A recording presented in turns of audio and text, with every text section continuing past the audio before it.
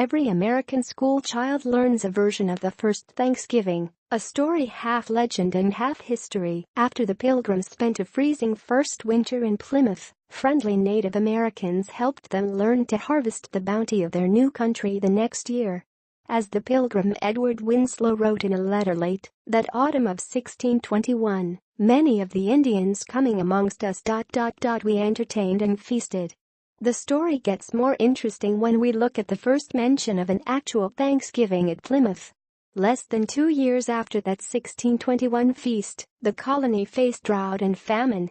In his personal history of the colony, Pilgrim William Bradford described how the English declared a day of repentance and prayer.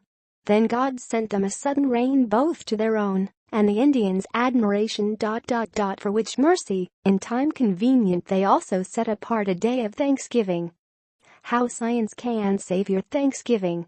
We could write this off as just a curious anecdote if it weren't for a dozen other accounts of similar episodes in other early colonies.